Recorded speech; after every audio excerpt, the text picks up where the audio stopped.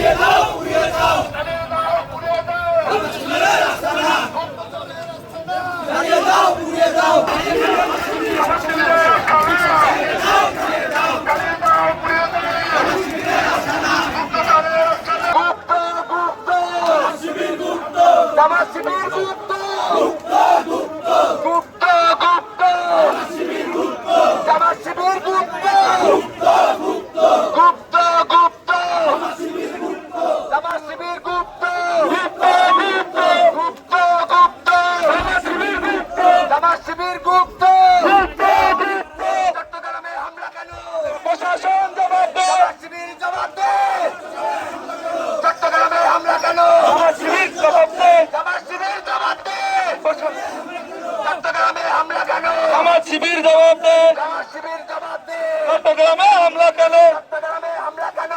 শিবির জবাব দে, গুপ্ত গুপ্ত শিবির গুপ্ত।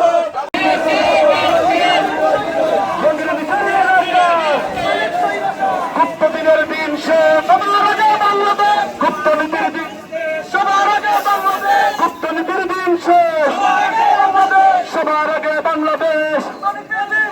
গুপ্ত বললে লাগে যাবে রাজাকার বাপ তাদের। গুপ্ত বললে লাগে যাবে, গুপ্ত বললে লাগে যাবে, গুপ্ত বললে লাগে যাবে রাজাকার দল বাদ তবে গুপ্ত বলে লাগে যাবে।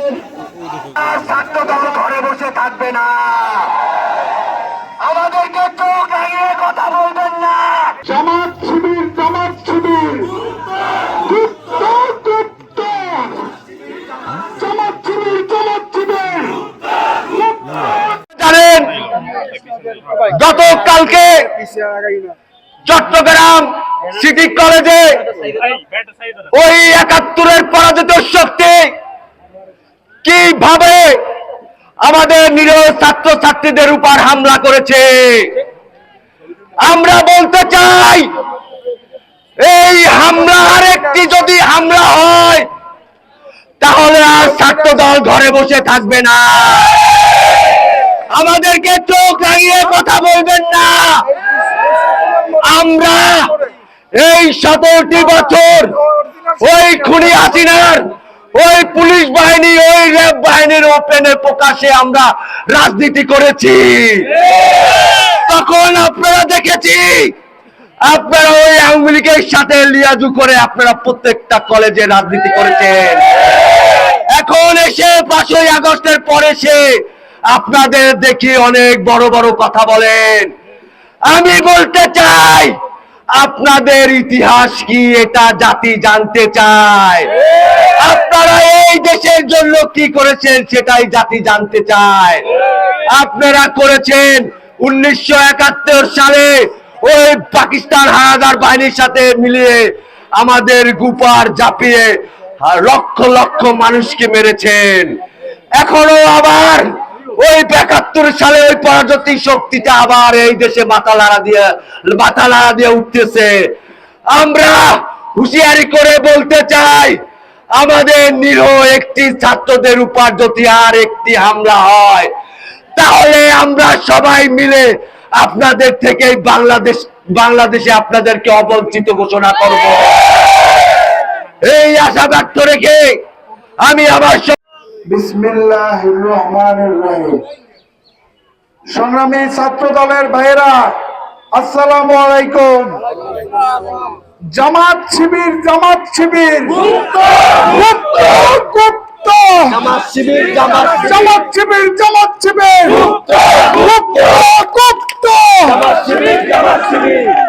যেখানেই জামাত শিবির দেখবেন ওদেরকে কি বলবেন? তাদের সেই যে পূর্বসূরীদের যে চরিত্র, তাদের ৭১-এর পরাজিত শক্তি ৭১-এ পাক হানাদারের সাথে মিশে এই দেশের বিরুদ্ধে যারা গিয়েছিল, সেই শক্তি তাদের সেই পুরনো রূপ, সেই যে রক্কাটা বাহিনী, সেই আবারও তাদের সেই সহিংসতা দেখাইতেছে। তাদের এই সহিংসতা আমরা ছাত্রদলকে ছেড়ে দেব? কারণ আপনারা স্বৈরাচারের বিরুদ্ধে 17 বছর আপনারা আন্দোলন করেছেন, সংগ্রাম করেছেন প্রকাশ্যে। আর যারা শিবির তারা কি করেছে? তারাই তো ছাত্রলীগ করেছে, সাদিক ক্যাম্প ছাত্রলীগ করেছে। ছাত্রলীগ যদি নিষিদ্ধ হয়, ছাত্রদের লীগ যদি সমস্ত এই জুলাই আগস্টের বিরুদ্ধে প্রথম গিয়েছিল ছাত্রলীগ এর সহিংসতার কারণেই আমরা তার প্রতিবাদে রাজপথে নেমেছিলাম। তাহলে সাদিক ক্যাম্প কি ছাত্রলীগের অপরাধী না? অতএব সারা দেশে যারা এই গুপ্ত সংগঠন ছাত্রলীগ করে এসেছে, সকল সুবিধা নিয়েছে আওয়ামী লীগ সরকারের, তাদের বিরুদ্ধে সেই সমস্ত গুপ্ত যারা 5ই আগস্টের পরে যাদের আত্মপ্রকাশ ঘটেছে, আমরা তাদের রুখে দিতে হবে ইনশাআল্লাহ। ধন্যবাদ সবাইকে।